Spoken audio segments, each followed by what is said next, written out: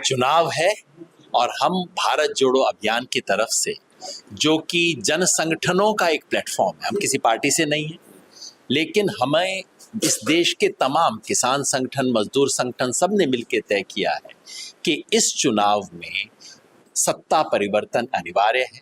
तो मैं उसके प्रतिनिधि के रूप में यहाँ दक्षिण हरियाणा में घूम रहा हूँ। 3 दिन पहले मैं भिवानी, लोहारू और तोशाम सब इलाकों में घूमा था। आज महेंद्रगढ़ और नारनौल में घूम रहा हूँ, एक अपील के साथ कि इस चुनाव में देश में परिवर्तन हो और उसके लिए आज कांग्रेस को वोट देना अनिवार्य है। जिस तरह से 1977 में लोकतंत्र को बचाने के लिए कांग्रेस को हराना जरूरी था, उसी तरह से 2024 में लोकतंत्र, देश और संविधान बचाने के लिए कांग्रेस को जिताना जरूरी है। किस तरह का माहौल नजर आ रहा है आपको? आप अलग अलग जगह जा रहे हैं, आज मेदड़, भिवानी में क्या माहौल नजर आ रहा है? भाई, हरियाणा तो बिल्कुल पलट गया। हरियाणा में जैसा माहौल है, मैं तो बाकी कहीं नहीं देखा। बाकियों में भी है, गुस्सा है, बीजेपी के वोट हर तरफ खिसके हैं, लेकिन जिस तरह से हरियाणा में बदल रहा है, मैं तो हैरान हूँ। शुरू में मैं सोच रहा था 2-3 सीट तो पक्की है ऑपोजिशन की, आज की तारीख में लग रहा है कि 6 सीट तो बिल्कुल पक्की हो चुकी हैं कांग्रेस की, और बाकी 4 पर भी बीजेपी फाइट के अंदर ही है, कंफर्म नहीं, करनाल तक कंफर्म नहीं है, जिसका मतलब है कि देश का सबसे चौंकाने वाला परिणाम हरियाणा से आएगा। मेरे ख्याल में हरियाणा में असेंबली इलेक्शन शुरू हो गया है। असेंबली इलेक्शन अभी कुछ दिन पहले राव इंद्रजीत सिंह आए थे और उन्होंने भाजपा प्रत्याशी के लिए कई सारी बातें कही, रावदान सिंह को हराने के बाद कही, तो उसको कैसे देखते हैं कि क्या लगता है कि राव इंद्रजीत सिंह के यहाँ आने से कुछ प्रभाव पड़ेगा? देखिए, आना उनका फर्ज है, अपनी पार्टी का समर्थन कर रहे हैं। पहले बीजेपी के लिए एक शब्द बनाया था और राव इंद्रजीत ने बनाया था, वो कहते थे बहुत झूठी पार्टी। उनका दिया हुआ शब्द है, मेरा नहीं।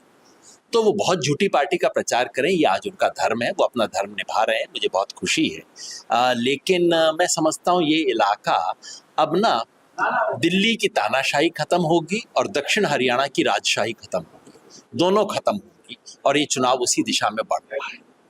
जिस तरह से आप कांग्रेस के प्रचार के लिए आ रहे हैं, एक नेता को उसके वर्चस्व को बढ़ाने के लिए पूरे हरियाणा में चुनाव लड़ा जा रहा है, उसके नाम से लड़ा जा रहा है, बाकी नेताओं की कदर नहीं की जा रही, उसको किस तरह से देखते हैं? ये कांग्रेस के नेताओं से आपको पूछना चाहिए, बहुत अच्छा सवाल है। कांग्रेस के नेताओं से पूछिए, कांग्रेस के इंटरनल घरेलू चीजें चलती हैं, उसमें भाई मेरा एक रत्ती का ना कंट्रीब्यूशन है, ना उसके बारे में मेरा कोई दखल है। अच्छा, स्वाति मालीवाल वाले मामले पे क्या कहेंगे? किस तरह से क्या था ये सारा मामला? हर तरह से दुर्भाग्यपूर्ण है। अगर स्वाति मालीवाल जो कह रही हैं उस पर विश्वास किया जाए, और औरत की बात पे पहले विश्वास करना चाहिए। अगर हुआ है सीएम के ऑफिस में तो बिल्कुल गलत हुआ है, घर पे हुआ है बिल्कुल गलत हुआ है, और अगर स्वाति मालीवाल की बात पे विश्वास न करें तब भी गलत चीज है। अगर वो झूठ बोल रही हैं तो आप सोचिए कि जो कल तक विमेंस कमीशन की हेड थी वो आज झूठ बोल रही है, इसका मतलब है कि आप ऐसे व्यक्ति को बनाते हो जो उस पर राज ना कर, जो जिस पे विश्वास ना किया जा सके।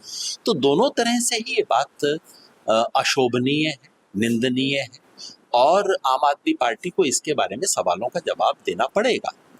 मगर स्वाति माँ, एक लड़की के साथ, एक औरत के साथ धक्का मुक्की हुई, उस मुद्दे का इस्तेमाल करके हजारों औरतों का जो यौन शोषण हुआ, उस मामले पे पर्दा डालने की कोशिश कोई करेगा तो फिर मैं कहूंगा भाई इतनी चोरी ना करो, है ना। ये इस देश में मीडिया में ये खेल हो रहा है कि एक रुमाल की चोरी हो गई, रुमाल की चोरी हो गई, रुमाल की चोरी हो गई, और पीछे पूरा घर का खजाना लूट के ले गए, उसको रुमाल से ढकने की कोशिश की जाती है। वो मुझे स्वीकार नहीं है। ये प्रज्वल रवन्ना का जो मामला है, जवाब क्यों नहीं देते प्रधानमंत्री कि क्यों आप उस व्यक्ति का सपोर्ट करने गए थे जिसके बारे में आपको पता था कि हजारों महिलाओं का यौन शोषण किया है, जिसकी सीडी थी। ये क्यों ब्रजभूषण सिंह के लड़के को टिकट मिला है जिस आदमी के बारे में पता है कि उसने क्या क्या औरतों के साथ काम किया। उस सब को अगर आप स्वाति मालीवाल के मामले से ढकने की कोशिश करोगे तो मुझे ऐतराज है, नहीं तो बात बिल्कुल सही है। इस सवाल की, इस मुद्दे की जांच होनी चाहिए, और अच्छा है पुलिस जांच कर रही है, बहुत बढ़िया काम कर रही है। पूरे आप देश में घूम रहे हैं, एनडीए और बीजेपी को क्या लगता है कि कितनी सीट लगभग ले पाएंगे? भाई मोटी बात मैं बता दूं, इस देश में मैं 6 राज्यों में घूम के आया हूं, बाकी सब बातें बाद में।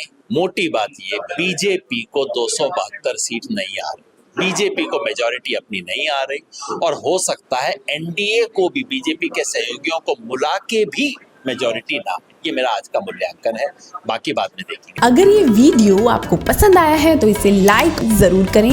अगर चैनल अभी तक सब्सक्राइब नहीं किया है तो कर लें और नोटिफिकेशन पाने के लिए बेल आइकन भी दबा दें।